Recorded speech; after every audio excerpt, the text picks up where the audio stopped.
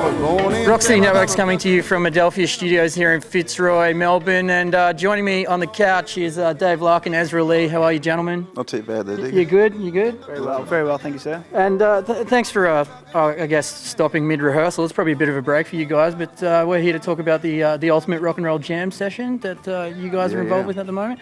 Now, we just got off the couch with Nick Barker and James Blundell. They had some great things to say about the show. We won't be as mean as them. What were your thoughts coming into it, knowing the performers you're going to be, sharing a stage with? I thought, fuck. No, it was cool. It was great, I thought it was cool to see everyone's different styles coming together. Yeah. And I knew it was going to be a whole lot of fun. Yeah, so it's been good. It's early days yet, but we're travelling along pretty good.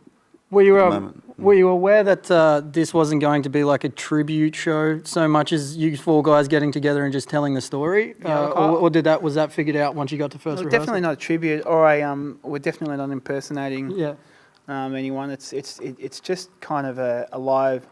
It's kind of like a narrated gig, really, and it sort of explains the day. And I didn't know what to expect when we first came in. I didn't know what it was going to be like.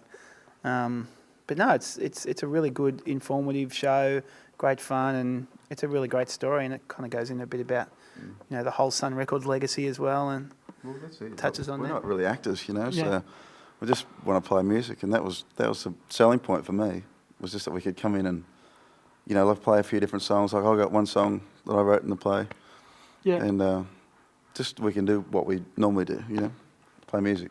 Do you learn a lot off each other as far as being musicians are concerned? Is there anything more you can learn when you get to this point? Look, you never sort of play with new musos and don't learn something, even if it's just little things like when not to play, or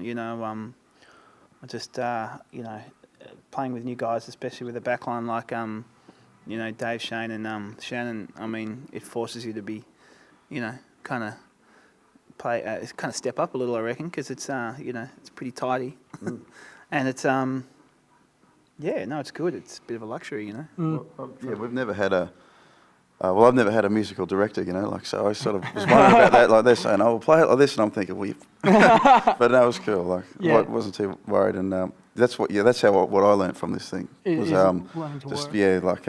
patience and sort of what do you call it? Just being on the money, every time sort of sing it the same, do it that way, and it's great to have someone to tell you that stuff. Yeah. Now, have you? What about the crowds? Do you notice a lot of people sort of waiting to pick a mistake or waiting to pick a hole in the information you're portraying out there? I don't think so. Yeah. There probably is, though. They're probably all sitting out there going, I don't know about that. Well, it's not true. But, they're welcome to put their comments in the suggestion box out the front. Sure. And we can edit script accordingly. But I think most of it's on the money, and we're sort of drawing from a well-documented source. And anyway, so. Have you heard any feedback yourself personally from people that have actually seen the show? Yeah, well, it's funny because you get a lot of the sort of older crowd coming along and that sort of thing, but it's mostly they bring their kids and that sort of thing along. And they're the ones who really love it, because they think it's going to be sort of something, and then it turns out to be a rock and roll show. Yeah. So they love it, and that's what I like about it. Yeah. Definitely educating the younger generation, because in this day and age, let's be honest, a lot of it is a lot of music is very McDonald's styled. Make it, punch it out, make the money, go on to the next one without any sort of explanation of history. Yeah. That's right. We're talking about music that was recorded on crap gear, played on crap guitars, and ended up on crap turntables. We're talking about very straight up music that didn't have anything to do with high fidelity or marketing departments shoving it down your throat. It was just good, it was good, and people identify. And one thing I noticed, we were looking at in the crowd one night, these two little kids are sitting there, and we were breaking into I think it was Matchbox, Chuck Berry. And they're just up and dancing straight away, and they just had a connection just with the sort of feel and the rhythm straight away. And that's one of the things that gets lost so much in sort of the modern age, I suppose. They weren't just making hits, Yeah. They weren't trying to make hits. They were just playing good music from the heart, and I guess that's what sold it. Yeah. Yeah, which is great.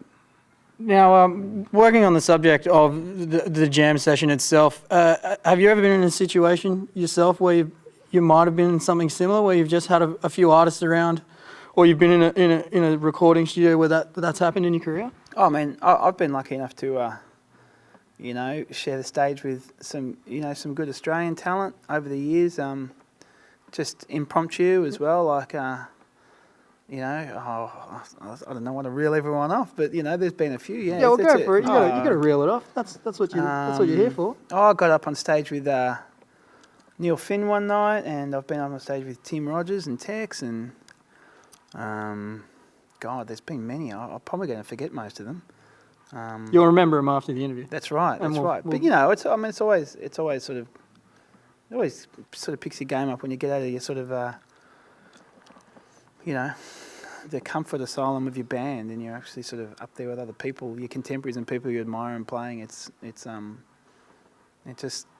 props you up. It's good. Yeah. It's good. It's good for any artist to do that on any level, whether you're playing with people that are, above you in terms of profile or below you. It's irrelevant. It's just about, playing with other people and feeding off other people is a great thing to do, and we get to do it on stage and get paid for it. Yeah, nice. What about yourself, Ezra? Any situation like that you've been in? Yeah, definitely. Yeah, I was at Blues Fest a couple of years ago, and Dr. John was over, and I was backstage, and I was really keen to meet him and stuff, and it was such a thrill, and then in walked Taj Mahal. It was the two blues legends, and I was stoked, and I got drinking with them. After a while, it was like half a bottle of scotch, and then they invited me on stage to play a bit of piano, and I really had to pull my game out that time, But I think I whooped them. I think I whooped them, but they won't say that. Yeah, fair enough. Cool. Well, what about if you were to walk into a jam session? You had I asked the guys before 3 songs you'd want to take into a jam session. Anything you like, with all due respect to the music in this performance, what would you take in? Maybe 3 of my songs that I wrote. Yeah, fair enough. What about you? Look, it's funny you say that. Because one of the great things about the jam session is not having any sort of plan. I guess that's what it is. Like yesterday, we came in early and we're just hitting out all sorts of songs, everything from Lynyrd Skynyrd to Led Zeppelin. We were just whacking out riffs. So, there's no song in particular I'd bring in to say, okay, we're going to start with this one, because you just kind of get a feel for what everyone sort of likes and can identify with, and then you sort of run with that. And sure. When eyes start to roll at certain songs, you sort of ditch that one and you go for another one. Bring it back to the blues again. So I don't know what to bring in. Now this one was interesting. In reading about the day itself, Elvis walked in with, I think then girlfriend or arm candy at the time, said arm candy, Marilyn Evans. Right. In that original photo, she's actually cropped out where they're at the piano. She's actually on the piano in the original photo. That's not cropped. Who would your Marilyn Evans be? Performance-wise, not dating-wise, so you're not going to get into trouble here. Who would your Marilyn Evans be if you were going to get somebody on stage to play that laying on the piano role? What's her name? The chick from Rock Quiz, Julie Zamiro. Yeah, she's pretty cool. What do you reckon, Dave? Performance-wise, that's what I'm saying. Yeah, exactly. I think you'd say Nikki Webster or something. That'll do. We'll take Nikki Webster. Oh no, I'm Come on, joking. mate. I'm Come on, joking, mate. of course. Throw something decent in there. You're talking about a dream. Someone you want to drape over the piano for the gig. Right. Oh God. Your Marilyn Evans. Marilyn Evans. What about Oh God, I don't know. His girlfriend. Oh. Delta Goodrum? Yeah, okay. We'll go with Delta. No, that's good. Oh, she's a piano player, though. We can't have her. Well, she doesn't have to play piano. She's just got to look good. Oh, well, cool. Yeah, she can do that. We can stipulate that in the contract. Right. Yeah. Perfect. No Ezra. music, or no piano playing or singing. Just looking good. She's more of an ad for She's more of a Sally Williams these days. Flogging products. Instead of her own products. Fair enough. Well, you know what? The product we're selling is the ultimate rock and roll jam session. Ezra, Dave, thank you very much for joining me on the couch here in the rehearsal studio. If you want any more information, you can go to boldjack.com.au. It's been an absolute pleasure, lads, and we'll see you at the show Thursday. Rock City Networks here at Adelphia Studios in Fitzroy. Yeah, I don't need a look, baby, no I can, 'cause I'm a rock and roll piano man.